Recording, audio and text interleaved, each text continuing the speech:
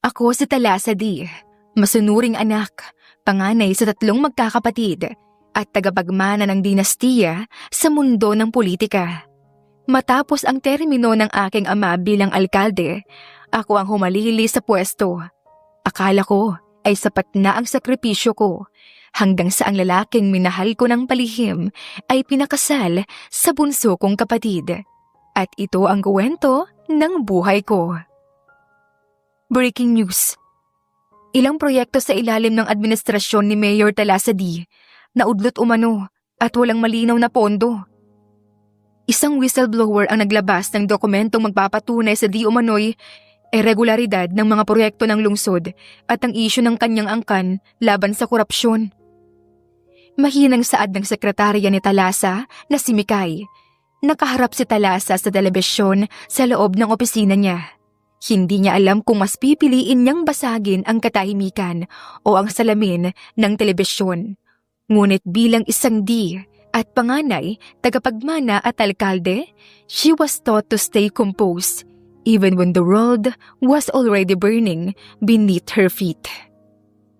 Ano to? Paninira? Election season na ba? Hindi ba't masyado pang maaga para sa paninira nila sa akin?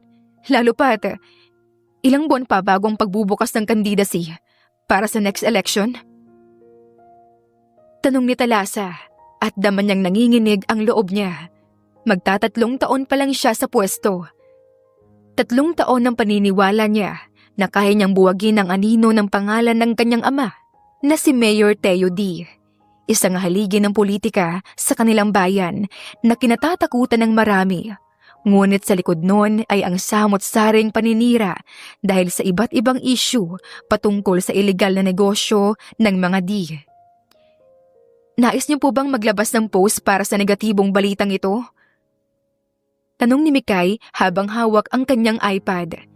Sa kabila ng pagiging patas at aktibo ni Talasa sa pagpapaunlad ng lungsod ng Santa Maria, ay anino pa rin ng pangit na nakaraan ng pamilya niya ang naibabato sa kanya. I-post mo na lamang ang mga natanggap sa scholarship ng lungsod at huwag na lang nating pansinin ang mga pambabati ko sa akin. Jack na mas puputaktihin tayo ng tao kung papatulan natin ang walang basehang balita. Saad ni Talasa at madiing napapikit. Nga pala Mikay, kumusta ang mga kandidato na nais kong makabilang sa grupo ko sa nalalapit na eleksyon? Nakatanggap ka na ba ng sagot? Tahimik na lumapit si Mikay at marahang iniabot ang iPad kay Talasa. May ilan pong umatras, Mayor. Maingat niyang sabi, parang pinipiling huwag masaktan ang damdamin ng kanyang amo. Si Konsehal Alvarez at si Konsehal Manalo, hindi na raw sasama sa line-up natin. Nababahala raw sila sa isyu na kinasasangkutan ng pamilya D. At may bulong-bulungan na tatakbo ang mga Bustamante. Saglit na tumigil ang mundo ni Talasa. Alam niya kung gaano kalakas ang mga Bustamante sa lungsod nila, lalo sa magandang governance na ginawa ng mga ito. Inaamin naman niya na kaya nakapasok ang mga D at matagal na namuno ay dahil sa katahimikan ng mga Bustamante na ayaw na yatang bumalik sa politika dahil sa masalimuot na nakaraan ng mga ito. Ngunit nagtataka siya kung bakit bigla ang mga itong nais na muling lumaban. Sino raw sa mga Bustamante? Akala ko nasa abroad yung ilan sa mga Bustamante. Hindi ba't na-diagnose na rin na may sakit sa puso ang dating alkalde? Wala na raw pong isyu sa kalusugan ang dating alkaldeng Bustamante. Ayon sa mga nakakakilala sa kanila, mukhang matindi raw ang babanggain natin ngayon. Saad ni Mikay, lalo pa at nag-aalala siya. Napabuntong hininga si Talasa. Pumikit siya sandali. Tinatakpan ng daliri ang kanyang sentido, lalo pa at siya ang sumalo sa mga kasalanan ng pamilya niya na wala naman siyang kinalaman. Hindi pa nga ako nakakabawi sa isyu ng ama ko. Heto at binubuhay na naman ang mga multo ng nakaraan. At ngayon, sumabay pa ang mga Bustamante sa sakit ng ulo ko. Mas mabuting gumawa na tayo ng damage control, Mayora. Kung papayag po kayo, I can schedule a private dinner with some of the hesitant councilors makakatulong kung personal yung makakausap ang ilan yung kaalyado noon. Tsak din naman natutulong din ang ama niyo sa... Hindi hinayaan ni Thalassa na matapos ang sasabihin ni Mikay. Hindi, Mikay. Hindi tayo tatanggap ng anumang tulong sa pamilya ko. Tungkol sa paglaban ko sa pangalawang pagkakataon. Lalaban ako ng patas at hindi na uulitin pa ang vote buying na nangyari noong una kong pagtakbo.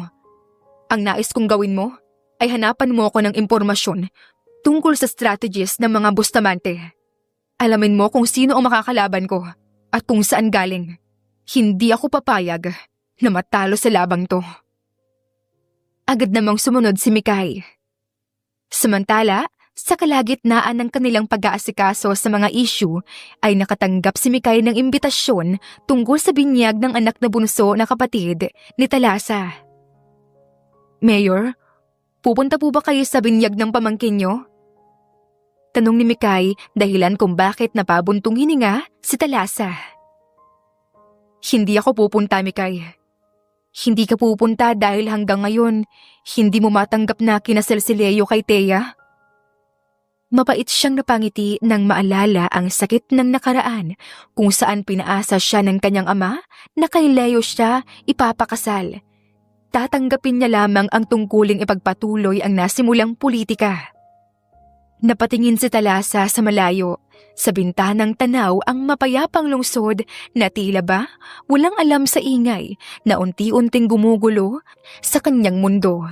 Napapikit siya, pilit na kinukubli ang pait na muli na namang gumapang sa kanyang dibdib. Alam mo, Mikay, kung may isang bagay man akong hindi makakalimutan sa tatay ko, ayun na yung napako niyang mga pangako. Tahimik si Mikay, hinihintay ang susunod na sasabihin ng alkalde. Bata pa lamang ako, palagi niyang sinasabi sa akin na ako ang susunod na haligi ng Santa Maria.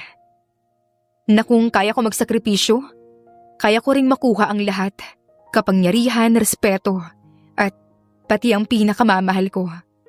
Sabi niya, kung susundin ko lahat ng plano niya, kay Leo ako magpapakasal. Na siya na raw ang bahala sa lahat. Hindi agad nakapagsalita si Mikay. Kilala niya si Leo, ang lalaking matalik na kaibigan ni Thalassa noon. At lihim niyang minahal ng buong puso. Ginawa ko ang lahat, Mikay. Nag-aral ako sa kursong ayaw ko. Tumayo ako bilang tagapagsalita ng ama ko kahit bata pa ako. Tinanggap ko ang mga kasinungalingan na hindi ko naman gawa. Inilaban ko ang pangalan ng pamilya namin, kahit ayoko na. At akala ko, sapat na yun para piliin din niya ako. Pero iba ang pinili ni Leo. Saad ni Mikay. Si Thea, ang bunso kong kapatid, na wala namang pakialam sa politika. Siya pa ang pinili ni Leo. At para saan pa lahat ng ginawa ko?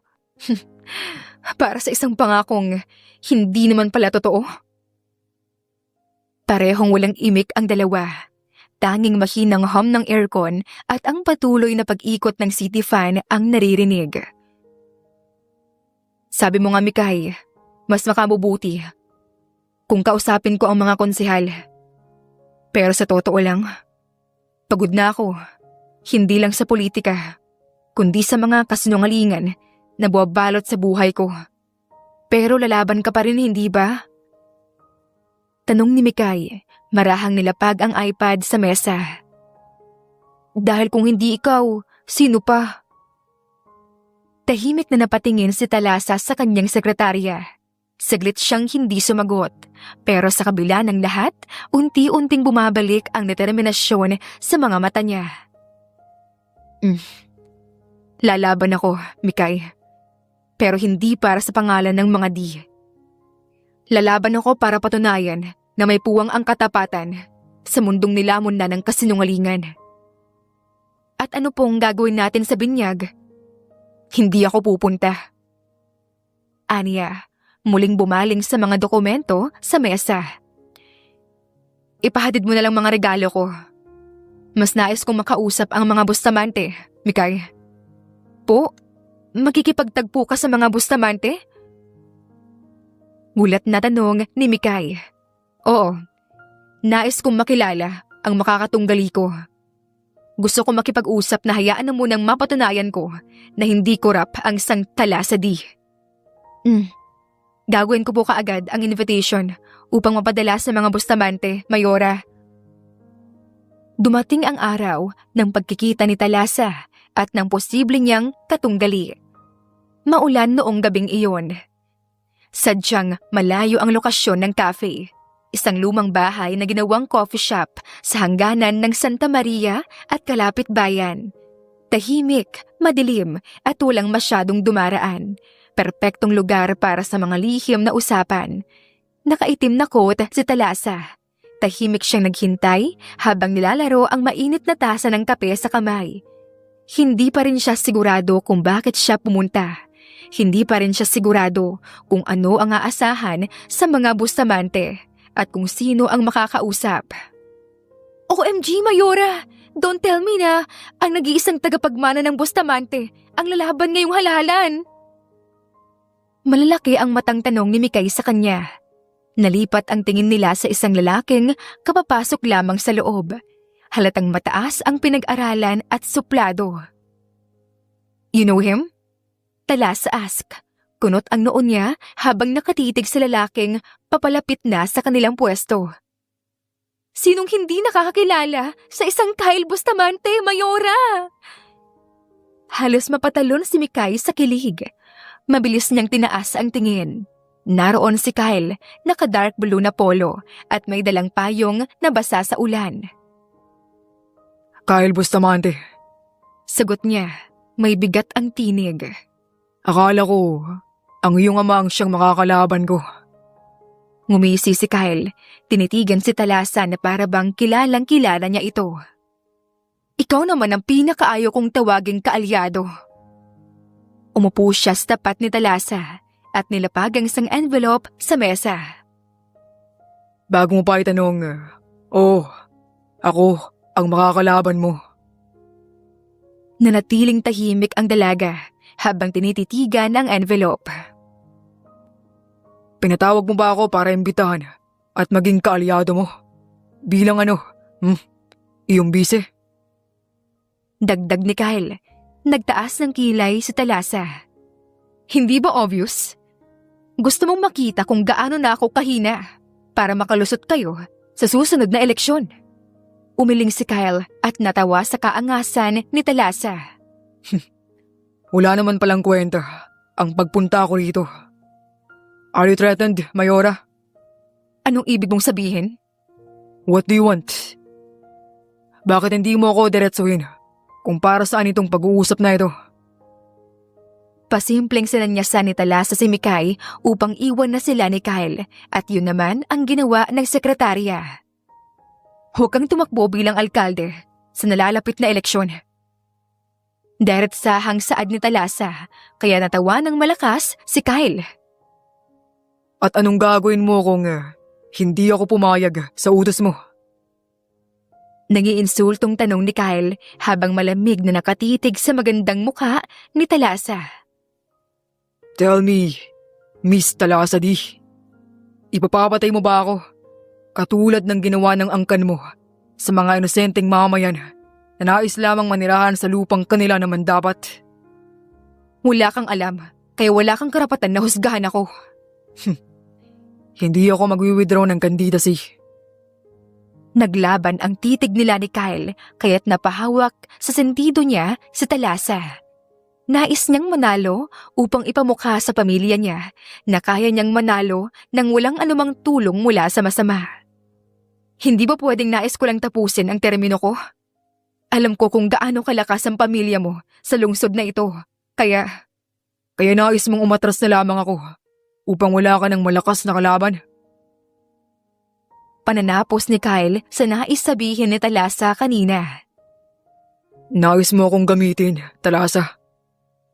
Humihingi ako ng pabor, Kyle. At sino ka naman para pagbigyan ko, Talasa? Para ko lang pinagbili ang kapakanan ng mamamayan dito sa Santa Maria kung hahayaan ko pang mamuno ang mga di rito. Hindi ako katulad ng mga kamag-anak ko na dating dumaan sa alkalde ng lungsod, Kyle. Umiling naman si Kyle at tinitigang mabuti si Talasa. Hindi pa rin ang sagot ko, Talasa. Kabilang ka man o hindi, sa lahat ng katiwalaan ng pamilya mo, ay hindi pa rin magbabagong di ang nananalaktay sa iyong dugo. Dugong manloloko. Malamig na saad ni Kyle at magsasalita pa sana nang dumampi na sa kanyang pisngi ang palad ni Talasa. Mapaklang tumawa si Kyle dahil sa ginawa nito. So, yan palang sinasabi nilang D-slap. Ano ito? Sa pisikal ka lang bumabawi dahil nasampal ko sa iyo ang katotohanan na matatalo ko kayo ngayong eleksyon. Wala kang karapatan husgahan ng buhay na hindi mo alam, Kyle.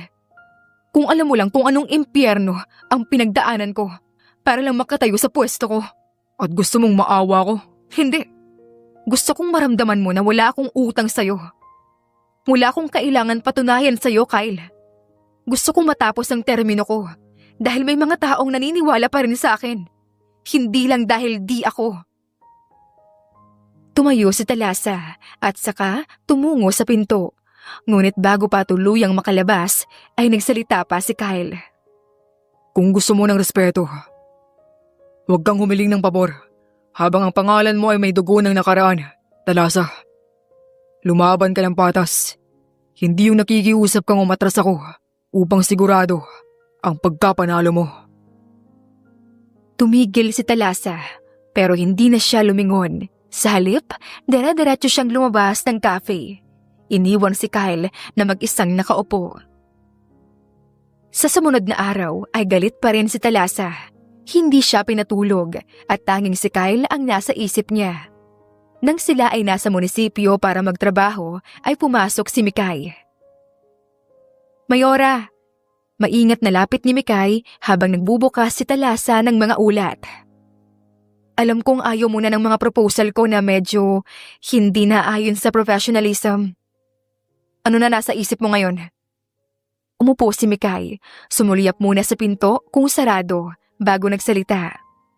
Hindi ba't sinabi mo kagabi bago tayo umalis sa cafe ang pinag-usapan niyo ni Sir Kyle? Alam mong hindi yun mag-withdraw. Alam mong walang halong simpatsya ang tingin niya sa'yo at tsak na makipagsasabayan pa yun sa'yo sa nalalapit na eleksyon. Napakunot ang noon ni Talasa. At ano yun? Ano ang pag-uusapan natin tungkol sa buwisit na yon? Naisip ko lang, paano kaya kung sindakin mo rin? Saad ni Mikay habang nakangiti. Napatingin si Talasa sa sekretarya. Tila hindi agad naintindihan kaya muling nagsalita si Mikay. Narinig ko ang sinabi ni Kyle na gusto niyang wakasan ang pamumuno ng dugong D. Pero hindi kanya kilala. Ang tingin niya sa'yo, isa ka lang extension ng pamilya niyo. Kaya kailangan mong ipakita sa kanya kung sino ka talaga. At paano ko naman gagawin yon? Magkukwento ako ng trauma habang iniinom namin ng kapeng barako sa tapat ng kumpanya nila? Magmamakaawa sa kanya para paniwalaan ako. Nalalaban ako ng patas. Basta bahayaan niya matapos ang termino ko. Pasalamat siya at hinihila ko ng issue ng pamilya ko. Pababa. Umiling si Mikay, yumuko sandali saka muling tumingin ng diretsyo kay Talasa. No, bigyan mo siya ng dahilan para lumapit. Bigyan mo siya ng alok na hindi niya matatanggihan. Natahimik si Talasa. Gumawa ka ng alok, hindi bilang alkalde, kundi bilang babae, bilang tao, sikreto, labas sa politika. Patunayan mo sa kanya na madiskarte ang mga babae. Nangunot naman ang noo ni Talasa. Anong gusto mong sabihin, Mikay? Bakit hindi mo subukang gamitin ang ugnayan na hindi kayang lagyan ng hidwaan sa pagitan ng pamilya niyo? Isang ugnayan na kayo lang ang nakakaalam. Katawan mo, kapalit ng pag-atras niya sa eleksyon. You mean, I seduce him? Malalaki ang matang tanong ni Talasa. Hindi mo kailangan mahalin siya, Mayora. Ano, katawan lang. Sarap lang sa ibabaw ng kama. Tumahimik ang buong silid. Muling tumingin sa Talasa sa kalendaryo. Malapit na ang filing ng kandidatura. Isang ugnayan na walang pangalan. Napaisip si Talasa. Mas nais niyang tumanggap ng tulong mula sa kaaway kaysa sa pamilya niyang unang tumalikod sa kanya. Sa kabilang banda, nakatanggap ng mensahe si Kyle mula sa hindi kilalang number. Hi, I'm Mayor Talasa D. Can we talk? Bukas, 9 p.m. in my place. Natawa si Kyle at napailing hindi kalaunan. What are you playing at, Talasa D? At sa hindi niya maintindihang dahilan, parang gusto niyang sumagot at paunlakan ang paanyaya ng mayor. Dumating ang gabi na pagkikita ni Talasa at Kyle. Nang gabing iyon ay halos hindi alam ni Talasa ang kanyang gagawin. Pabalik-balik siya sa paglalakad at minsan ay tinititigan ang kanyang itsura sa salamin.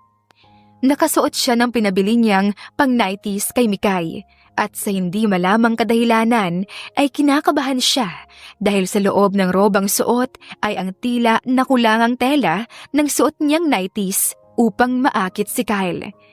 Ganoon na lamang ang takbo ni Talasa sa main door ng kanyang bahay nang may nag-doorbell doon. Nakita niya agad si Kyle sa tipikal na polo nitong suot. Napataas ito ng kilay nang makita ang itsura ni Talasa. Nag-dinner ka na ba? Tanong niya nang makapasok si Kyle. Yes.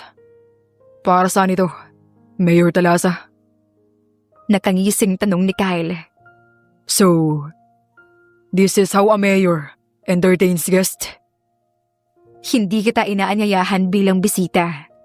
Inaanyayahan kita bilang kalaban na gusto kong makausap. Umupo si Kyle, tahimik. Inabot niya ang baso ng wine na nakahanda sa kanyang harapan. Makausap? Nang ganyan ang suot? Lumapit ang dalaga. Tumayo sa harap niya. Napangisin naman si Kyle na mukhang nais ng puwersahang sensual. Ngunit hindi bakas ang pagmamakaawa sa magandang mukha. Alam mong masisira ako kapag tumakbo ka. Alam kong sisiraan mo ako sa kampanya mo. Sisiraan? Alam mong matagal nang nasira ang pangalan ng angkan nyo, Talasa. Tsak na iyon na maglulugbok sa'yo. Kaya gusto kong humiling. Suportahan mo na lamang ako kapalit ng isang kasunduan. Isang ugnayang tayo lang ang may alam. What kind of relationship are you suggesting? Tumitig si Talasa sa gwapong mukha ni Kyle. Isang lihim, hindi pag-ibig, hindi rin pagnanasa lang. Isang kasunduan. Titigil ka sa kampanya at makukuha mo ko, ang katawan ko, Kyle. Malakas na natawa si Kyle habang tinitignan si Talasa mula ulo hanggang paa. Hindi naman niya maipagkakaila na maganda talaga ang dalaga. Ito ang mga tipo niyang babae. Maikli ang buhok at may maamong mukha. Subalit ang pumipigil sa kanyang magkagusto rito ay ang hidwaan na matagal nang mayroon sa pagitan ng kanilang mga angkan. Ikaw mismo ang nagalok. That's bold. Paano kung may nobya pala ako? You're willing to be my mistress? Hindi nakapagsalita si Talasa at nais na sakalin si Mikay dahil sa maling impormasyon nito. Ang pagkakaalam nila ay single ito at 30 years old na ito. Babaero ka, kaya hindi na ako magugulat kung may baka pang babae, maliban sa nobya mo ngayon. I am 28. Parehas na tayong matanda, Kyle. Nangunot ang noo ni Kyle na di kalaunan ay nawili kay Talasa. Mukhang nag-research kayo tungkol sa akin at chismosa ka rin pala. Sinasabi ko lang ang nalalaman ko. At sa uli, ang kapalit. Ako ang aatras. Hindi kita pinipilit, pero kung mananatili ka sa laban, siguraduhin mong kaya mong talunin ang isang babae na hindi lang nakikipaglaban sa'yo sa plataporma. Natahimik si Kyle. Lumapit siya, marahang nilapag ang baso ng wine. Dahan-dahan ang kilos, ngunit matalas ang titig. Careful, Talasa. You're playing with things more dangerous than politics. I've danced with fire since I was 12. Noong pinilit nila sa akin ang buhay sa politika. At bakit pa ako titigil ngayong ako na ang may hawak ng buhay ko? Sa tingin mo ba, matatakot pa ako? Patutunayan ko sa inyong lahat na hindi lang ako kilala dahil isa akong di, kundi isang babae na kayang patunayan ang sinasabi. Napangisi ang binata at hinawakan ang palapulsuhan ni Thalassa. Bitawan mo nga ako. Sumagot agad si Kyle habang hatak siya. Nasaan ang kwarto mo? Halos malaglag ang panga ni Thalassa nang tanungin siya ni Kyle ng tanong na iyon. Gawin natin ang nais mo. Saka ako sasabihin ang kondisyon ko. Winaksi ni Thalassa ang pagkakahawak ni Kyle sa kanya at magsasalita pa sana nang hawakan nito ang pisngi niya at ura-uradang hinalikan siya sa nanginginig niyang labi. Halos sabay silang bumilis ang paghinga. Naramdaman ni Thalassa ang panggigigil ni Kyle at ang paglikot ng mga kamay nito. You're unbelievable. So are you. That's why I'm here. Isang halik muli ang nalasahan ni Thalassa. Nanginginig ang kamay niya. Sa bawat segundo ng halik na yon, pakiramdam niya ay unti-unting humuhulas ang pader na pilit niyang tinayo sa kanyang sarili. Aatras ka sa eleksyon. And you're mine, Thalassa. Don't pretend like you care. You said it yourself. This isn't love. This is politics, Kyle. Maybe. But tonight, it didn't feel politics. Hinayaan nilang dalawa ang pagdanasa na lumamon sa kanila. Nang gabing iyon ay inangkin ni Kyle si Thalassa. Kinabukasan ay naunang nagising si Kyle sa kanilang dalawa at kitang-kita niya ang kulay pulang marka sa ibabaw ng kama ni Thalassa, dahilan kung bakit tila nagbago ang tingin niya rito. You were unbelievable. Para manalo ay talagang sinugal mo sarili mo. Maganda ka subalit makitid ang utak mo. Para mo lang din inialay sa demonyo ang pamilya mong walang ginawa, kundi ang nakawan ng mga mahihirap. Malamig na saad ni Kyle habang hawak ang pisngi ni Thalassa. Namamangha na nakuha siya sa maganda at maamo nitong muka. Let's play with your game. He whispered. Ipaghihiganti ko ang mga nawalan ng boses dahil sa mga illegal na gawain ng mga di. Gagamitin kita, Thalassa. Simula ng gabing iyon, naging tahimik na kasunduan ang namagitan sa pagitan ni Kyle at Thalassa. Sa umaga, si Thalassa ang mayor ng Santa Maria. Matapang, pulido at tila walang bahid ng kahinaan. Ang mga tao ay patuloy na nagmamasid sa bawat kilos niya, lalo na at sunod-sunod pa rin ang issue tungkol sa mga naudlot na proyekto. Araw-araw ay tila sinusunog ng media at ng mga bashers ang pangalan niya sa social media. Pero sa bawat batikos, lalong tumatapang ang paninindigan niya. Napatili si Mikay at nagmamadaling binuksan ang telebisyon. Doon nakita ni Thalassa ang gwapong muka ni Kyle. Ang pagtakbo ko bilang alkalde ay hindi na matutuloy. I am willing to step down. Simula ngayon, tatakbo ako bilang vice-alkalde sa ilalim ng partido ng Bagong Santa Maria. Ito ay laban para sa Santa Maria. Panibagong simula, panibagong direksyon para sa bayan. Nakangiting saad ni Kyle kaya naman napatayo si Thalassa. What's happening? Hindi ito ang usapan namin ah. Hindi siya lalaban. Bakit ganito?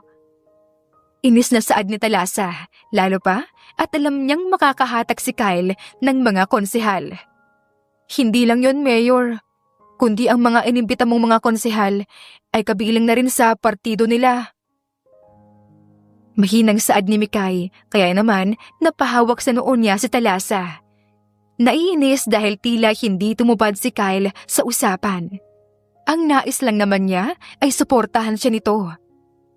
Agad na sinugod ni Thalassa si Kyle sa opisina nito. Ano yun, Kyle? Inis na tanong agad ni Talasa nang padabog niyang pinalo ang mesa nito. Hey babe, miss me? Tanong ni Kyle habang nakangisi kay Talasa. Kyle, hula sa usapan natin na lalaban ka bilang bise. So suportahan mo nga ako, di ba? Inis niyang tanong kaya naman natawa si Kyle.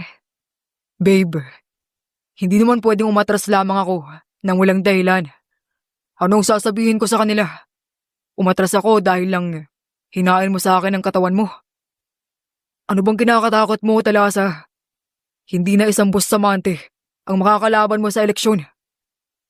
Lahat ng kapanalig ko ay lumipat na sa partido nyo.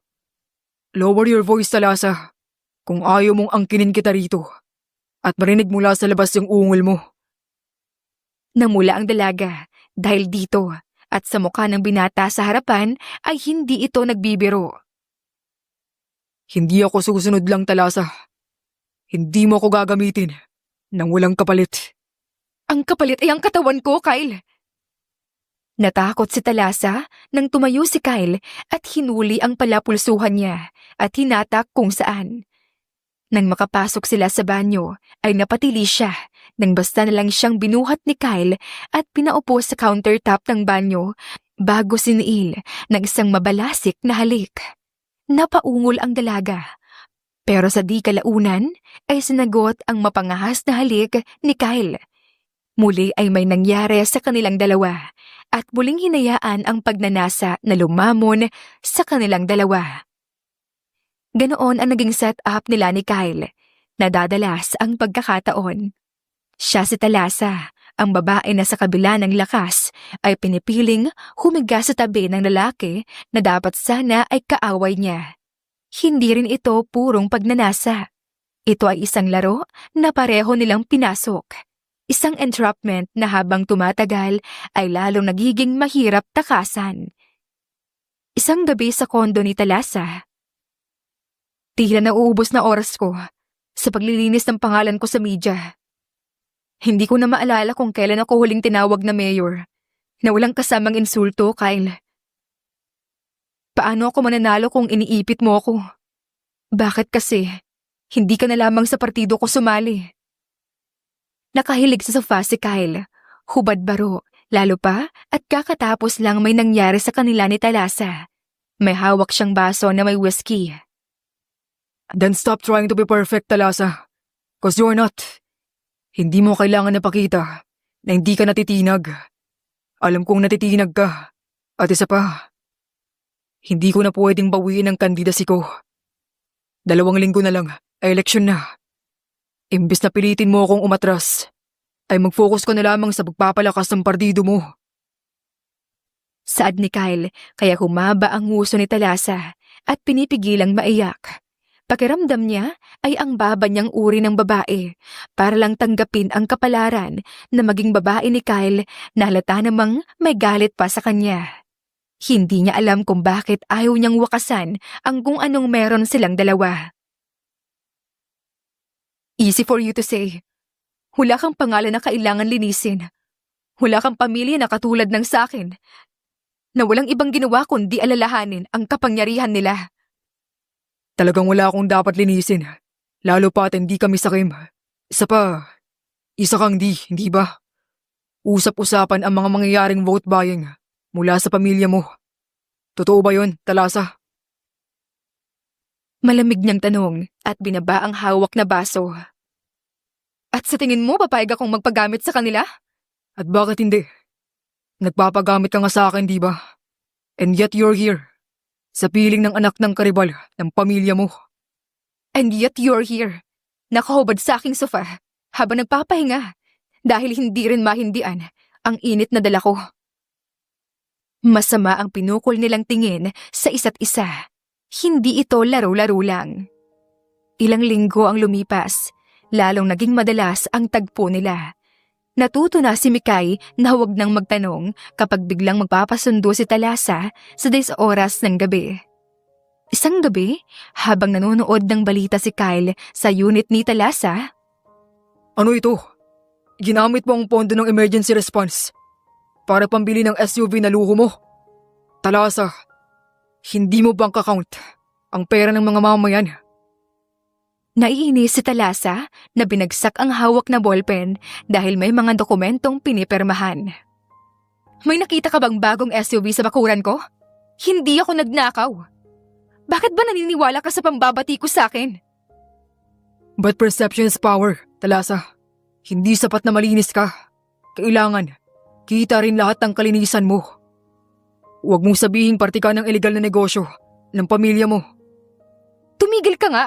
Hindi mo ako pinuntahan para sermonan. Hindi kita pinuntahan para lamang tikman. Baka nakakalimutan mo. Pinasok ko rin tong laro mo. Then stop acting like you're above it. Kung gusto mong paniwalaan ng mga kasinungalingan na yan na lumalabas tungkol sa akin, ay gawin mo. Nagkatitigan sila. Puno ng galit, subalit may sumilay na ngisi sa labi ni Kyle sapagkat isa siya sa dahilan sa mga kumakalat na paninira sa mga D. Parte iyon sa mga plano niya sa pagbabagsak sa mga D. Hanggang sa muli, ang bangayan ay nauwi sa halik.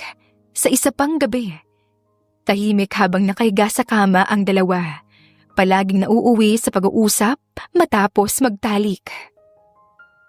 May tanong ako, Talasa. Palagi ka nalang may tanong. Bakit ako? Sa dami ng lalaki na pwede mong gamitin. Bakit ako pa napili mo? Matagal bago nakasagot si Talasa. Tumitig muna siya sa kisame. Nagsimula na ang kampanya at tagilid si Talasa. Sa kabila ng maganda niyang hangarin at nagawa sa lungsod ng Santa Maria, ay sa huli ay tila matatalo siya. Kasi umaasa ako na makakatulong ka sa akin. Subalit, mukhang hindi. Sabihin mo nga sa akin, Kyle. Ano bang nagawa ng mga D sa pamilya mo? Natawa si Kyle dahil rito. Anong nagawa ng pamilya mo? Dahil sa illegal na negosyo ng pamilya mo, namatay ang lolo ko. Nang kalabanin ng mga Bustamante ang mga D, dahil sa drugs, ay pinapatay ng angkan mo ang lolo ko. Hindi lang yun. Maraming inosenteng tao ang niloko ng mga D dahil gahaman kayo sa kapangyarihan. At damay ako sa galit mo? Ganun ba yun? You are using me, Talasa. Sa tingin mo ba, makukuha mo ako dahil lang sa may relasyon tayo sa ibabaw ng kama mo? I'm fighting for good governance. Hindi yun nakikita sa'yo. Ano pang saysay ng lahat ng ito ngayon? Wala rin palang silbi ang paggagamit mo sa katawan ko. Patago akong tutulong sa paglilinis ng pangalan mo sa media, Talasa. Pagkatapos nun, ay wala na akong obligasyon sa'yo. Makalipas ang ilang linggo, bumibigat na ang kampanya. Naglalabasan ang mga bagong posters. May mga drone videos na nagpapakita ng mga sirang kalsada na hindi natapos sa panahon ng administrasyon ni Talasa. Lahat ng mga paninirang iyon ay mula sa partido ni Kyle nang hindi man lang nalalaman ni Talasa. Bakit ba ayaw mong magpatulong sa akin, Talasa? Mga mukhang pera lang naman ang ilan sa mamamayan ng Santa Maria. Kung tatapalan mo lang pera ang mga iyan, ay tsak na ang pagkapanalo mo. Saad ni Teo, ang ama ni Talasa. Dad, hindi na po. Sinabi ko na po sa inyong kaya ko. Ang sarili niyo pong isipin niyo. Lalo pa at umuusad ang kaso niyo. Madiing saad ni Talasa, kaya naman nakita niya ang pag-iling ng ama. Sabi ko na nga ba dapat si Timothy na lamang ang pinilit ko maging alkalde. Lalo pa't wala ka namang ginagawa para isalba ang reputasyon ng pamilya. Asikasuhin mong mabuti ang kampanya at hahanapan kita ng magiging asawa, yung nasa politika, upang makatulong ka naman. Malamig na saad ni Teo, dahilan kung bakit umiling si Talasa. Hindi siya sang-ayon sa plano ng ama, subalit imbis na pakinggan siya ay nauwi lamang sila sa sigawan. Sa likod ng lahat, isang lihim ang patuloy na lumalalim. Sa kondo ni Talasa, isang gabi, tahimik si Kyle habang pinapanood si Talasa na abalang-abala sa laptop. Nakasuot ito ng oversized shirt. May salamin, nakataas ang buhok, malayo sa fierce image ng isang alkalde. Subalit, doon si Kyle namamangha kay Talasa. Sa kabila ng pagmamanman niya at pagkuha ng matibay na ebidensya laban sa mga di, ay mas nakikilala niya lamang si Talasa. You are beautiful when you are not pretending to be powerful. Sana. Ganyan din nakikita ng mga tao. I see you. Napatingin si Talasa. Saglit silang nagkatitigan. Hindi niya alam kung bakit, pero sa halip na kilig ang maramdaman, kaba ang namuo sa kanyang dibdib. Hindi ito dapat nangyayari. Dapat ay natatakot siyang dalikuran ni Kyle ang pangako sa kanya na tutulungan siyang linisin ang kanyang pangalan. Sa kalagitnaan ng gabi, nakahiga silang dalawa. Hindi magkalapit, hindi rin magkalayo. Tahimik lang, walang halik, walang lambingan. Pero para bang pareho nilang hinihintay ang isa sa kanila na umamin na ito ay hindi laro na lang. Iyon ang nais ni Talasa, lalo pa at unti-unti na siyang nasasanay sa presensya ni Kyle.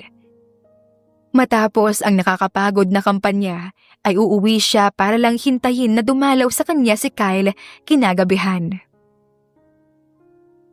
May isang tanong lang ako, Kyle. Ano naman yun?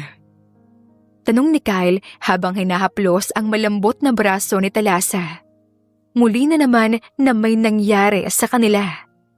Nadadalas ang ganitong pangyayari sa kabila ng pagod nilang pangangatawan dahil sa maghapong kampanya. Kapag nanalo ka at wala na akong silbi sa'yo, anong mangyayari sa atin? Hindi agad nakasagot si Kyle. Sa unang pagkakataon, napalunok siya. Hindi dahil sa kaba, kundi dahil sa hindi niya maipaliwanag na takot. Bakit tila nawala na ang pag-aasam niyang matalo si Talasa upang hindi na makabalik pa ang mga di sa politika? Wala namang tayo, Talasa. Napangiti si Talasa dahil rito, lalo nang maramdaman niyang bumigat ang kanyang dibdib.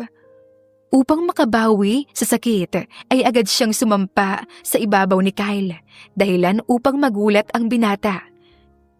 Kung matatapos man ang walang pangalan nilang relasyon ni Kyle dahil nais ng ama niyang maipakasal siya sa iba, ay lulubusin na niya ang init na hatid ng binata. Nais niyang maging masaya sa piling ng lalaki na dapat ay iniisip niyang kalaban. Hindi pa nga niya alam kung ano nga ba talaga ang intensyon nito sa kanya. Kinabukasan, sa labas ng munisipyo, isang anonymous blog post ang biglang kumalat sa social media. Exclusive. Mayor Talasa D. May lihim na karelasyon. Isa raw pamilyadong senador. Basa ni Mikay kay Talasa. May blurry photo. Sapat para makilala kung sino ang magkasamang papasok sa building noong isang gabi. Mayora, kumakalat na. Trending na po sa #TheAffair. Napakasinungaling nilang lahat para lang siraan ka. Inis na saad ni Mikay, kaya naman napabuntong hininga siya. Hindi nagsalita si Talasa. Sa unang pagkakataon, hindi siya sigurado kung paano ito aayusin ngayon. Sinong kumuha ng litratong yan? Hindi natin alam pero, Mayora, hindi lang ito chismis. Kung totoo ang nasa litrato, delikado ito sa boto nyo. Nahuhuli na nga po kayo sa rating. Mas nangunguna po sa inyo ang hindi kilalang kalaban nyo sa pagkaalkalde, habang nasa unang spot naman ang nasa kampo ni Sir Kyle. Hays, ano bang ginagawa niya? Isa pa, lumabas sa publiko kahapon na kasama raw ni Sir Kyle ang nobya niya sa eleksyon. May girlfriend siya? Oo, Mayora. Trending din yun lalo pa at maganda raw at model yata sa isang entertainment company sa Maynila. Sagot ni Mikay, dahilan kung bakit tila nilamon ng selos si Talasa. Samantala sa side ni Kyle, sa Bustamante campaign office. Kyle, we need to talk. The family saw the picture. Kian said. They know. Kyle asked. Nag-aalala siya para kay Talasa, lalo pa at tsak na ito na naman ang mapuputukan ng issue. Tumingin naman si Kyle sa pinsan niya. They know everything. Alam mo naman si Tito. Ayaw nila ng dugo ng mga di. Ano bang plano mo? Matapos mo siyang mapaibig, iiwan mo na lang ba sa ere? Tapos, mabuti na lang at hindi kita ang mukha mo sa litrato. Kaya kaya kang dayain. Ano bang plano mo? Tanong pa ni Kian. Hayaan mo na lang ang diskarte ko. Matatalo si Talasa sa eleksyon. Wala nang uupo pang di sa bayan ng Santa Maria at makukulong si Teo di.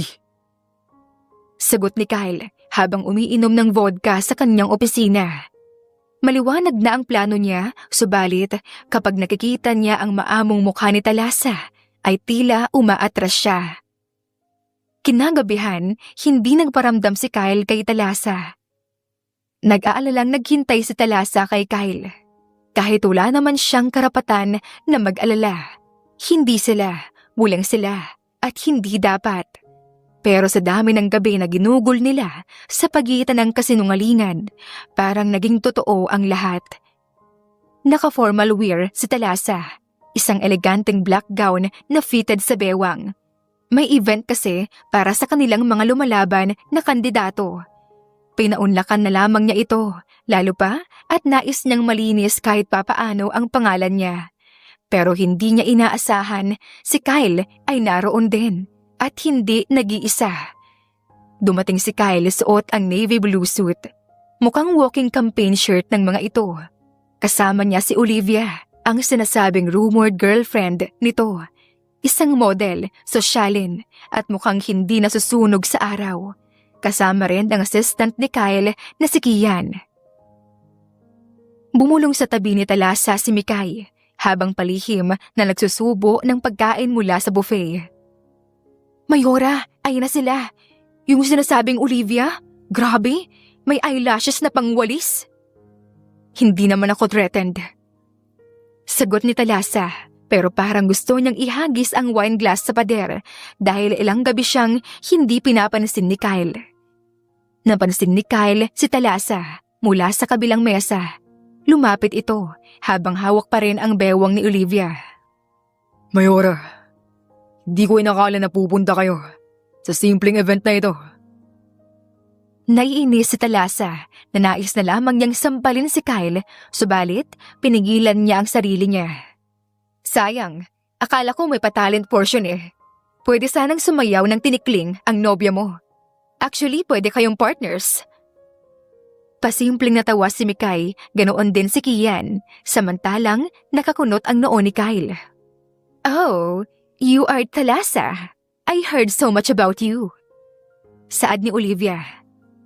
Baka fake news lang yon. Alam mo naman, campaign season.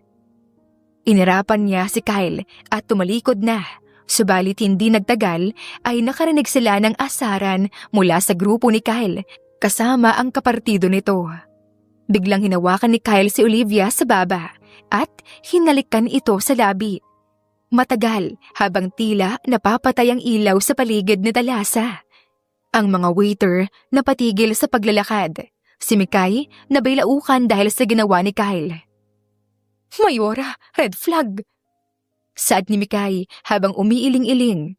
Samantalang alam ni Kyle na nakatingin si Talasa. Kaya naman ginawa niya iyon kay Olivia. Uminom ng uminom si Talasa dahil nanunumbalik ang paghalik ni Kyle kay Olivia kanina sa kanyang isipan. Wala siyang nagawa kundi ang mag-iwan ng mensahe kay Kyle upang makausap niya ito. Naparami na ang inom niya at mabuti na lamang at tapos na ang speech niya.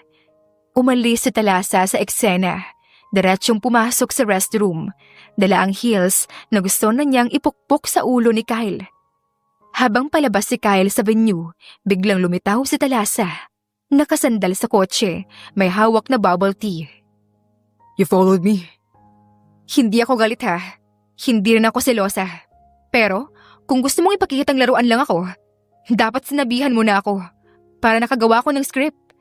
Sana rin sinabi mo sa akin na tapos na pala tayo sa kasunduan natin bilang, alam mo na, pampaalis ng init sa isa't isa. It's politics, babe. Politics mo yung mukha mo. Yung halik mo kanina, parang audition sa telenovela. Anong sunod? Magpapakasal kayo?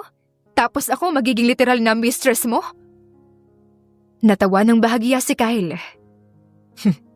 Nagsiselos ka. Kung magsiselos ako, hindi dahil mahal kita, kundi dahil ayoko matalo ako sa laro na ako ang unang gumawa. Hindi ba alam ni Olivia na ikaw ang lalaking sinusumpa ko gabi-gabi habang kumakain ng ice cream straight from the shower? Ako yung ice cream. You're crazy. Natatawa si Kyle lalo pa at alam niyang lasing na si Thalassa. And you are buwisit na pogi. Pero sayang, maganda ang chemistry natin. Baby, you're drunk. Halika nga rito. One more step, and I'll post our jugjugan tape sa social media para makita mo roon kung paano tumirik yung mata mo kapag sinusubo ko yung ice cream mo. Makikita nila na mahilig ka palang mag-aso-asuhan sa kama. Natawa ng malakas si Kyle dahil dito. Kaya naman, hinawakan niya ang palapulsuhan nito at marahang hinila bago hinalikan sa labi. You're cute when you are jealous.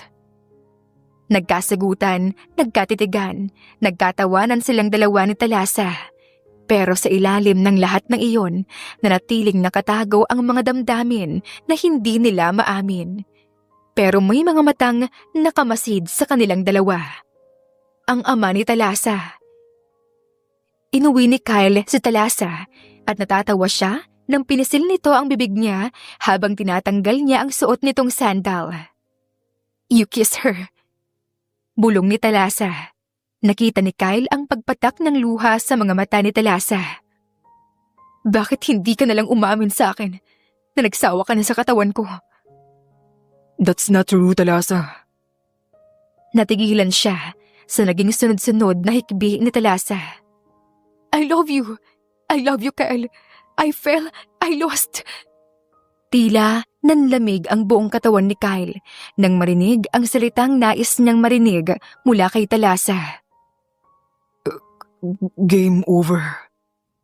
Mahinang saad ni Kyle. Ito lang naman ang hinihiling niyang sabihin ni Thalassa upang magawa na niya ang pinakahuli sa kanyang plano. Yun ay ang ibunyag lahat ng iligal na negosyo ng mga di at hilahin pababa ang reputasyon ni Thalassa. Ngunit tila biglang nais umatras ni Kyle. Sa paglabas niya mula sa bahay ni Thalassa, ay nakita niya ang ama nito na tila hinihintay siya sa labas. Kyle Bustamante, son of Edward Bustamante. Saad ni Teo. Ngumisi ito at binato ang sigarilyong hawak. Tell me, ano ang pinakain mo kay Thalassa na tila kontrolado mo ang bawat desisyon niya? Kalmado naman si Kyle at hindi nagpakita ng takot sa taong pumatay sa kanyang lolo. Hindi ko po alam ang sinasabi niyo. May sariling desisyon si Thalassa, kaya siya ang makakasagot kung bakit tila tinalikuran niya na ang pagiging panganay na anak mula sa'yo.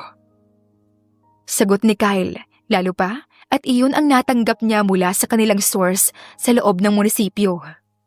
Oh, may sarili siyang desisyon na hindi kalaunan ay iiwan ka. Malamig na saad ni Teo at pasimpleng pumito. Minsan ko nang muntik mapatumbang ang kanyo, Kyle. Hindi ako magdadalawang isip na gawin ulit ito ngayon. Oras na matalo si Thalassa dahil sa paninira niyo. I will ruin you. Ilang araw matapos ang babala ni Teo, tuluyan nang sinimulan ni Kyle ang kanyang plano. Bitbit ang galit at pagdududa, lalo pang pinantindi ng mga sinabi ng ama ni Thalassa. Wala na siyang balak pang umatras. Isang click lang sa laptop at kumalat ang isang scandal video online. Mula ayon kay Olivia, nagalit kay Thalassa dahil nakita niya kung paanong tumitig si Kyle rito. Mayor ng Santa Maria, may kinalaman sa viral scandal video. Ngunit, laking gulat ni Kyle nang makita ang footage. Hindi si Thalassa ang babae sa video. At bagamat may kahalintulad ito sa boses at katawan ni Thalassa, blurred ang muka. Ilang beses niyang sinamba ang katawan ni Thalassa, Kaya memoryado ni Kyle ang katawan ng babae na bumabaliw sa kanya. Malinaw ang isang bagay, hindi si Thalassa ang nasa video, pero siya ang sinisisi ng publiko. Naging mabilis ang pagkalat ng balita. Sa isang campaign rally, nakita mismo ni Kyle kung paanong tinawanan, hinusgahan at binato ng kamatis si Thalassa habang patuloy itong nagsasalita sa entablado. Hindi ito umatras. Nakatindig pa rin si Thalassa kahit puno na ng pulang mansa ang mukha niya at pagod na ang boses niya kakapaliwanag. Sinubukang lumapit ni Kyle subalit humarang si Kian. Pumirimi ka rito, Kyle. Parte ito ng pag-iiganti natin sa mga di. Malamig na saad ni Kian. Subalit umiling si Kyle habang titig na titig sa magandang mukha ni Thalassa. Ngunit hindi katulad ni Theody, si Thalassa. Bulong ni Kyle habang ang dibdib niya ay nais mahagkan ang babae na pinabilib siya. Nakita niyang tumitig sa kanya si Thalassa na para bang nakikiusap ito na ipagtanggol siya. Subalit, iniabot sa kanya ni Kian ang mic at natigilan siya. Oras na para gisahin si Thalassa di. Nalalapit na ang batuhan. Kapag natalo siya, roon pa lang magsisimula ang laban, Kyle. Hindi pa tayo tapos. Malamig na saad ni Kian, kaya naman tinanggap ni Kyle ang mic. Tinakot ka ni Theody. Alam mong kaya niyang gawin ulit ang ginawa niya kay Lolo. Ito na ang pag-iiganti ng mga Bustamante sa mga di, Kyle. Paano kung hindi naman katulad ng mga di si Thalassa? Tanong ni Kyle.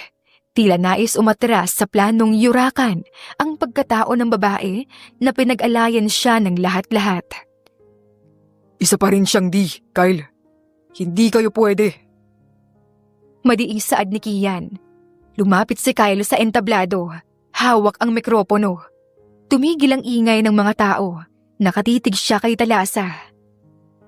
Sa mga kababayan ng Santa Maria, hindi na pulingid sa kaalaman ng nakararami ang mga kontrobersiyang kinasasangkutan ng pamilya sa kabilang partido. Matagal na pong nabalot ng kapangyarihan, kayabangan at kasinungalingan ang kanilang pangalan. At ngayong may lumabas na video, isang eskandalong gumigimbal sa publiko. Kailangan na pong matauhan ang lahat. Hindi bumitiw ang tingin ni Kyle kay Thalassa. Kahit nararamdaman niya ang unti-unting pagguho ng sarili, nais niyang umatras, subalit tama ang kanyang pinsan. Oo, may mga nagsasabi na hindi siyang nasa video. Pero paano natin pagkakatiwalaan ng isang leader na kayang pagtakpan ang katotohanan? Nasa kabila ng pag-upo bilang alkalde, ay naglalakad sa dilim ng imoralidad. Humigpit ang hawak ni Thalassa sa gilid ng entablado. Hindi siya umiiyak, pero sa likod ng kalmadong mukha niya ay naroon ang sakit na nagkukubli roon. Tama ang kanyang hinala. Hindi tumulong si Kyle upang linisin ang pangalan niya, bagkus ay isa ito sa naninira sa kanya. Ang bayan po natin ay hindi dapat pamunuan ng isang tao na hindi kayang panindigan ng dangal. Hindi lang ito laban sa kanyang pagkatao. Ito ay laban sa sistema na matagal nang nagnanakaw sa ating tiwala. Huminto si Kyle, sandaling natigilan, para bang tinamaan ng sariling mga salita. Bumitaw siya ng buntong hininga, pero tinuloy ang pinaghandaang speech upang mahila si Thalassa pababa. Kaya ngayong sa darating na halalan, hindi yung ginagamit ang posisyon para pagtakpan ang maruming lihim.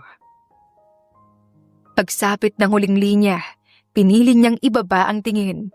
Hindi na muling tumingin pa kay Thalassa. Hindi niya kinayang makita ang anyo ng babae na minahal niya, na ngayon ay pinili niyang sirain. At sa bawat salitang binibitawan ni Kyle, pakiramdam ni Thalassa ay unti-unting nawawala ang kanyang hininga. Hindi dahil sa kahihiyan, kundi dahil sa pagkamatay ng huling piraso ng tiwala niya kay Kyle. ang lalaking minsan niyang piniling pagkatiwalaan, siya rin palang magpapabagsak sa kanya sa harap ng taong bayan. Nang matapos ang rally, lumapit si Kyle hindi bilang kakampi, kundi bilang isang taong pinanood ang pagbagsak ng isang babae na minsan niyang minahal. Masaya ka na ba? Tanong ni Thalassa, may nahon pero puno ng sakit. Kahit na hindi ako yung nasa video, alam kong sinimulan mo ang lahat ng ito. At sa totoo lang, hindi ako galit. Wala na akong lakas ng loob para magalit. Hindi makasagot si Kyle. Sa loob-loob niya, dapat masaya na siya. Plano niya ito.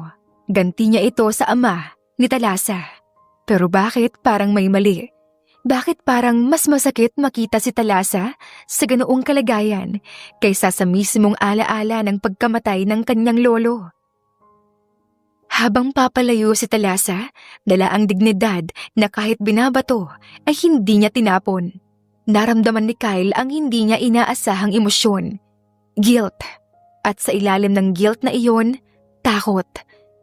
Dahil sa larong sinimulan niya, baka siya rin ang matalo sa huli. Matapos ang ilang linggo, dumating na ang araw ng botohan at tulad ng inaasahan ng lahat ay natalo si Thalassa sa halalan. Naiyak na siya dahil sa nawasak niyang puso. Halos lahat ng naupo sa pwesto ay kapartido ni Kyle, kabilang na siya bilang bagong vice-alkalde ng Santa Maria. Malakas ang ulan kasabay ng pag-aanunsyo ng bagong mayor ng Santa Maria ay tuluyan ng bumagsak ang mundo ni Thalassa. Hindi lang siya natalo sa politika, kundi natalo siya bilang anak, bilang babae, bilang isang taong umasa sa maling pag-ibig. Sa mismong araw ng pagkatalo, tahimik siyang umuwi sa ancestral house ng mga D. Bit-bit ang isang brown envelope, ang resulta ng pregnancy test at ultrasound. Isang huling pagtatangka na sana ay maramdaman niyang may natitira pang tahanan sa piling ng kanyang pamilya. Inilihim niya iyon kay Kyle dahil ng araw na piliin nitong talikuran siya ay ang araw kung saan natapos ang lahat ng kung anumang meron sila. Ngunit pagsalubong pa lang sa kanya ng kanyang ina, malamig na ang titig na sumalubong. Ha? May mukha ka pang iuuwi. Ang kahihiyan mo rito? Tanong ng kanyang ina. Kung hindi rin naman kasi sa kabobohan mo at tinanggap ang tulong namin, eh di sana nanalo ka. Kung pinili mo lang na pagkatiwalaan ng kakayahan ng mga D, hindi sana tayo natalong muli ng mga Bustamante. Natahimik si Thalassa. Nanginginig ang kamay habang iniaabot ang envelope sa ama. Dahan-dahan itong binuksan ni Teo. Pero sa halip na gulat o awa, galit ang gumuhit sa mukha nito. Kay Kyle ito, di ba? Sabay hampas ng envelope sa mesa. Una mo akong tinalikuran. Ngayon, bundis ka pa sa anak ng kaaway natin. Nakita mo na kung paano kanya nahawakan sa leeg. Dapat talaga, pinakasal na kita sa mga tsuwa. Ngayon, paano na? Paano nila tatanggapin ang babaeng pinagsawaan ng ibang lalaki? Hindi kita pinalaki upang maging bobo at manipulahin lang ng kung sino. Ikaw ba kasi ang may gana magalit nang di ko sa'yo pinakasal si Leo? Hindi na siya nakasagot. Gusto niyang ipaliwanag. Gusto niyang isigaw na hindi niya ito sinasadya. Na minahal niya si Kyle sa panahong wala na siyang ibang pinangahawakan. Ngunit wala nang gustong makinig. Hula ka ng lugar sa bahay na ito. Kung pinili mong mahalin ang kalaban, doon ka sa kanya. Sigaw ng ina. Hindi ka na di, Thalassa. Wala akong anak na nagpalamon sa kalaban, kaya't natalo. Malamig na saad ni Teo, kaya naman napahikbi si Thalassa. At sa isang iglap, ang tahanang iniisip niyang sasalo sa kanya ay siya rin palang magtataboy sa kanya, papalayo. Umalis siyang mag-isa, walang dala kundi ang sarili, at ang lumalaking sanggol sa kanyang sinapupunan, kasama ang bigat ng katotohanan na tinakwil siya ng pamilya ang buong buhay niyang ipinaglaban.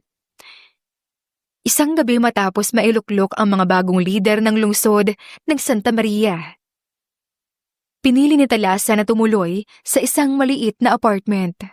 Pinili niya talaga ang lumayo mula sa publiko. Tahimik ang gabi, ulan lang ang maririnig sa labas. Wala ng campaign team, wala ng spotlight. Si Talasa ay nakaupo sa isang sulok ng apartment. Suot ang isang simpleng puting blouse. Walang make-up, pero litaw ang dignidad sa mga mata. Hawak niya ang cellphone, nakastand lang sa harap niya. Huminga siya ng malalim, pinindot ang live button, at nagsimula. Ito ang huling ipaglalaban niya ang sarili sa mapanghusgang mundo. Magandang gabi po. Ako po si Talasa D. At kung mapanood niyo ito, marahil ay alam niyo na ang naging resulta ng halalan nung mga nagdaang araw at ang mga bagong leader ay naitalaga na rin. Nagsisimula na rin kasi kaming hakutin ng mga naiwang gamit. Lalo pa at lilisanin na namin para sa mga bagong mauupo. Saglit siyang ngumiti kahit bakas ang pagod sa mata. Sa lahat ng bumoto para sa akin, sa kabila ng lahat ng ingay, mga kasinungalingan at pagsubok, salamat. Maraming salamat po. Alam kong hindi naging madali ang panahong ito para sa ating lahat. Para sa mga naniwala na kaya kong baguhin ang pamahalaan, na kaya kong maging ibang klaseng lider, kahit na binabatikos maging ang aking kasarian. Taos-puso ako nagpapasalamat. Hindi ko man naipanalo ang laban sa boto. Pero kayo ang dahilan kung bakit hindi ko tinuring na talo ang sarili ko. Hindi ko man maibalik ang oras, ang pangalan, o ang tiwala ng iba. Sisikapin kong bumangon, hindi bilang mayor, kundi bilang isang mamamayan, bilang babae, at bilang isang modelo para sa umaasa sa akin. Napahawak siya sa kanyang tiyan na hindi naman kita sa kamera. Tumango siya, halatang pigil ang emosyon. Sa mga kabataan, sa kababaihan, at sa mga nanindigan para sa akin, huwag kayong mapagod. Ang pagkatalo ay hindi wakas. Minsan, kailangan lang nating dumaan sa unos para matutong sumabay sa alon. Huminga siya ng malalim, isang huling ngiti. Maraming salamat, Santa Maria. Hindi ito pamamaalam at sisikapin kong tumulong sa abot pa rin ng aking makakaya. Ito ay panibagong simula. Naway, suportahan niyo ang mga bagong leader, katulad ng pagsuporta niyo sa akin. She uploaded, and in just 12 hours, the video garnered over 1 million views. Napanood iyon ni Kyle at tila may humaplos na kung ano sa kanyang puso habang nakatitig sa maganda, ngunit pagod na mukha ni Talasa. Ilang linggo ang nakalipas. Nakatira si Talasa sa isang maliit na apartment sa labas ng syudad, malayo sa spotlight ng politika at tsismis ng lipunan. Hindi na siya lumalabas. Tahimik ang bawat gabi, maliban sa tunog ng ulan o ng TV na naka-on para lang hindi niya marinig ang tibok ng sariling puso.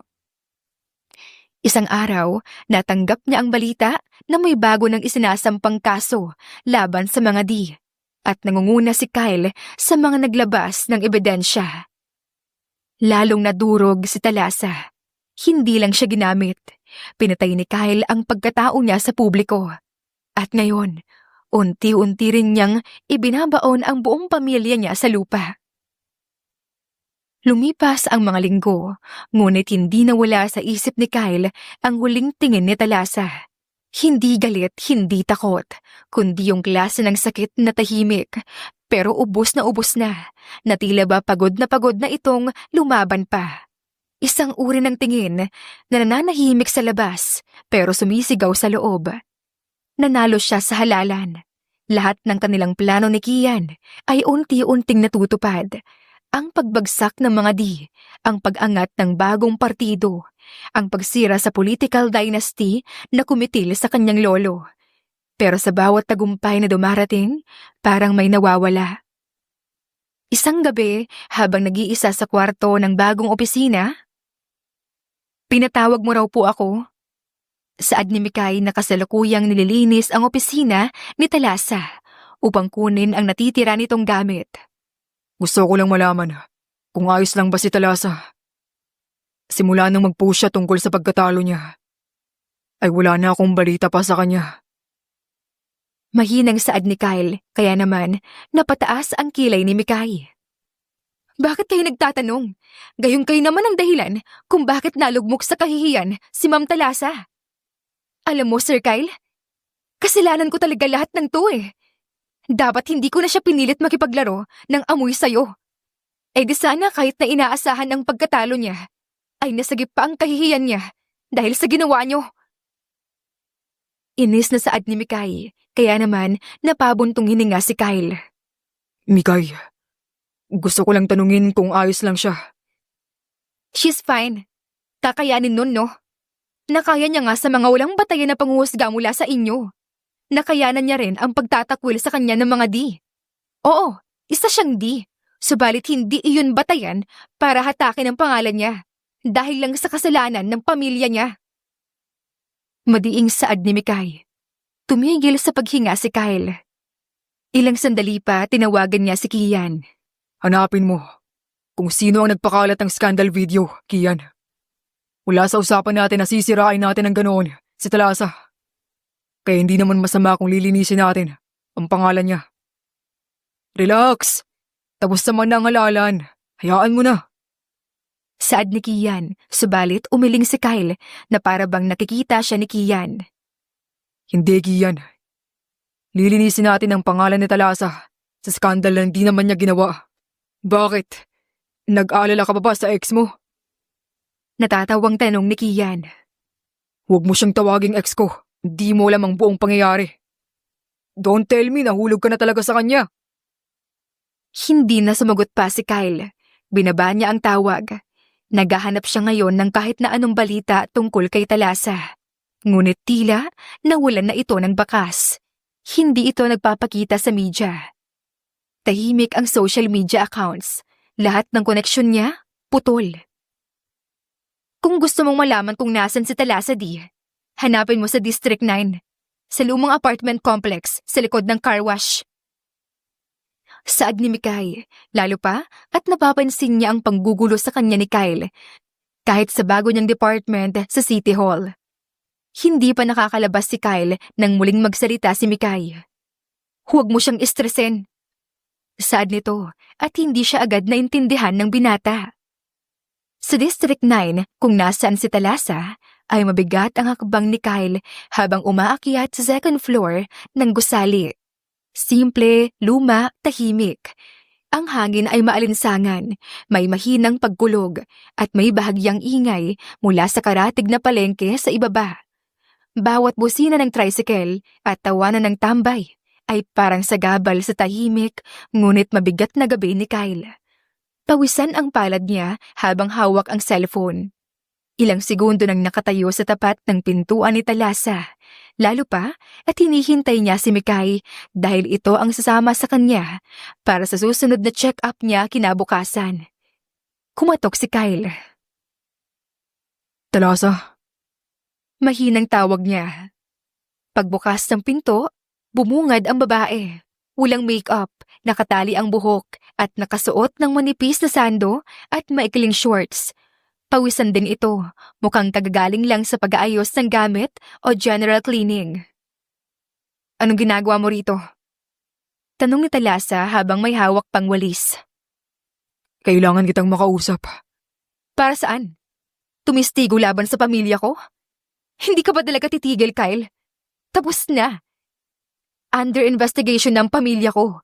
Hindi na rin ako alkalde. At wala na akong balak pa na lumaban. Kaya wala ka nang makakalaban. Bigla ka magpaparamdam pagkatapos ng ilang linggong ghosting?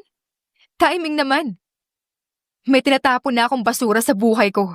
Gusto mo isama kita? Natahimik si Kyle, lalo pa at pinipigilan niya ang sariling yakapin si Talasa. Lumapit siya ng kaunti, pero hinarang siya ni Talasa gamit ang walis. Huwag ka munang pumasok. Allergic ako sa isang lalaki na pa-fall. Tapos eme-eme lang pala ang lahat. I deserve that. You deserve worse, Kyle. Pero tanga rin ako. Dahil hindi ko pinakinggan ang kutob ko na isa ka lang lason na siyang sisira sa akin. Maya-maya ay isang kaldero ang nalaglag mula sa estante sa loob ng unit. Napatalon si Kyle. Ayan, mismong bahay ko na ang nagre-react sa presence mo. Umalis ka na lang at baka ipalo ko pa ang mga gamit ko rito sa loob sa iyo. Tali, nagdala pala ako ng mga vitamins para kay baby. Inutusan din ako ni Thea dahil nag-aalala siya sa iyo. Biglang saad ni Leo na nakayo kong naglalakad papalapit sa kanila habang tinitignan ng grocery na hawak. Nangunot ang noo ni Kyle nang lukubin siya ng kakaibang selos. Sino ka? Malamig na tanong ni Kyle, kaya't nagmamadaling iniyakap ni Talasa ang kamay niya sa braso ni Leo. Tanging ang kapatid lamang niyang si Thea at ang asawa nitong minsan niyang inibig ang tumulong sa kanya. Boyfriend ko. I mean, he's my fiancé. Arranged marriage. Mahinang saad ni Talasa at pasimple niyang kinurot si Leo. Yeah.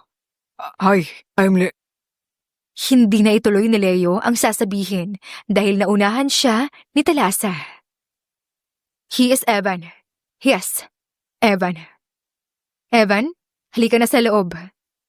Saad ni Talasa habang kinakabahan, subalit natigilan lang siya sa pagpasok nang hawakan siya ni Kyle sa braso. You are pregnant? Nakakunot ang noong tanong ni Kyle. Winaksi naman ni Talasa ang kamay nito. Wala kang pakialam. Bumalik ka roon kay Olivia. Talasa, I'm sorry. Huli na ang paghingi mo ng tawad, Kyle. Ayoko na. At isa pa, ipapakasal na rin naman na ako kay Evan. At sa tingin mo papayag ako? Dinadala mo ang anak ko. Paano mo nasasabing sa'yo to, Kyle, at hindi kay Evan? Don't play with me, Talasa. Kanina pa ako nagtitimpi. Dude, pagod si Tali. Pagpahingain mo na siya kasi iyon ang kailangan nila ng baby. Saad ni Leo at sinubukang hatakin si Talasa. Huwag kang makialam kung di mo gustong mabasagan ang muka. Malamig na saad ni Kyle kay Leo, dahilan kung bakit nanlaki ang mga mata ni Talasa. Umalis ka na nga! Panggulo ka lang rito, Kyle! Sigaw ni Talasa at padabog na sinara sa muka mismo ni Kyle ang pintuan. Makalipas ang 3 araw, tahimik ang compound maliban sa patuloy na pag-ikot ng ventilador sa labas ng unit ni Talasa. Nakaupo siya sa harap ng maliit na lamesa, abala sa pagbabalat ng manggang hilaw. Nang tumunog ang doorbell, hindi na siya nagtaka. Mula pa noong gabing iyon ay araw-araw nang dumadalaw si Kyle. May bit-bit laging pagkain, minsan prutas, minsan mga prenatal vitamins, at minsan ay bulaklak. Walang palya, parang multo ng kahapon na hindi na siya tinatantanan. Maya-maya ay dumungaw si Talasa sa pinto. Kung may dala kang drama, iwan mo na lang sa gate. Seryosong saad niya. Ngumiti lang si Kyle. Nakatayo ito sa harap ng pinto. Suot ang simpleng t-shirt at nakasabit sa balikat ng eco bag na puno ng groceries. Wala akong dalang drama. Saka, hindi ako nakikipag-away. Mangga at bagoong lang. Napaangat ang kilay ni Talasa. Yan ba talaga pakay mo, Kyle? Pagpasok ni Kyle, diretsyong nilapag ang mga dala. Alam kong huli na. At oo, mali lahat ng ginawa ko. Pero Talasa, hindi ko na kayang isang araw na hindi ka nakikita. Napatingin ang dalaga. Tila hindi niya alam kung matatawa ba siya o maiinis. Pero hindi siya nagsalita. Alam kong ginulo kita. Ginulo ko ang buhay mo. Pero kung may isang bagay man akong ayaw nang ulitin, Yun yung itinuring kang laro lang. Hindi mo lang ako kalaban noon, Talasa. Pinatunayan mong mas matapang ka sa akin. Nagpatuloy si Kyle habang lumapit. Marahan, parang natatakot siyang ipagtabuyan siya ni Talasa. Simula ngayon, hindi lang ako manliligaw, kundi tagapagtanggol mo sa media, sa mga bumabatikos sa'yo. Magsasalita ako. Sasabihin kung ako ang dahilan ng pagkatalo mo na wala kang kasalanan. Napatigil si Talasa sa ginagawa. Dahan-dahang iniwan ang mangga at humarap kay Kyle. At ano naman ang kapalit, Kyle? Hindi mo na kailangan pang gawin ang bagay na yon. Lalo pat natalo na ako. Dahil iyon ang kapalaran ko. Bumagsak ang mga di. Dahil isa kaming lason ng Santa Maria. Wala akong nais na kapalit. At hindi totoo yung sinasabi mo. Alam ko na hindi ka katulad ng angkan mo. Imposible. Kyle Bustamante doesn't do anything for free. Yung baby ba? E di isipin mo na lang na hindi mo to responsibilidad. Hindi mo responsibilidad na panagutan ako, Kyle. Sa akin ang baby ko. At isa pa, wala namang nakakaalam kung ano bang relasyon natin na dalawa. Walang nakakaalam na fubo tayo. Alam nila, kabit ako ng isang senador. Kaya wala ka nang dapat pag-isipin. Madungis na ang pangalan ko. At hindi na ako natatakot na madungisan pa ito. I do now. Dahil hindi mo na ako kalaban, Talasa. Gusto kong maging karamay mo. Gusto kong ayusin kahit papaano yung sira ko sa'yo. Alisin ang duming pilit naming idinikit sa pangalan mo. Natahimik si Talasa. Hindi kalaunan ay nagsalita na siya. Si Evan, ang kikilalaning ama ng baby ko. Hell no. He's not Evan. Sinabi ni Mikay na si Leo yon. Ang lalaking minahal mo noon na pinagpalit ka sa kapatid mo. Sa tingin mo ba, papayag ako? Hindi. Sa akin kayo ng baby ko. Tinignan siya ni Talasa at sa unang pagkakataon, hindi nagalit ang naninirahan sa kanyang mga mata. Sige, subukan mong manligaw. Pero pag nainis ako, ipapahabol kita sa mga tanod. Ngumiti si Kyle. Fair enough. Pero baka sabi sa mga tanod, wala akong balak na takbuhan sila. Kung hahabulin nila ako, para ikulong sa'yo. Napataas ang kilay ng dalaga at di kalaunan napangiti. Buwisit ka. Lumipas pa ang mga araw at pinakita ni Kyle na handa siyang ipaglaban nito kahit kanino man. Nilinis niya ang mga akusasyon sa kanya. Itinama ang mga maling paratang sa kanya. Isang araw ay nanonood ng telebisyon si Talasa nang makita niya sa press ang gwapong mukha ni Kyle. To the strongest woman I know, if you let me, I'll fight with you, not against you. Saglit na katahimikan bago muling nagsalita. Diretsyong tumingin sa mga kamera si Kyle. Alam kong marami sa inyo ang naghihintay ng intriga. Pero hayaan niyong ituwid ko ang isang bagay. At ito ay hindi dahil sa politika, kundi dahil sa katotohanan. Lahat ng paratang laban kay dating Mayor Talasadi at ang mga akusasyon ng katiwalian, iligal na relasyon at pagsasamantala sa kapangyarihan ay walang batayan. At kung sino man sa inyo ang may ebidensya na si Talasa nga ang nasa kumalat na scandal video, lumapit kayo ngayon. Walang kumibo, walang lumapit, pawang katahimikan lang. Wala. Dahil hindi siya yon. At alam kong hindi siya yon. Dahil kilala ko ang katawan ng babaeng iyon. Memoryado ko ang bawat detalye. At hindi ito ang katawan ng taong mahal ko. May kumunot ang noo, may napatigil sa pagsusulat, may napamura dahil sa gulat.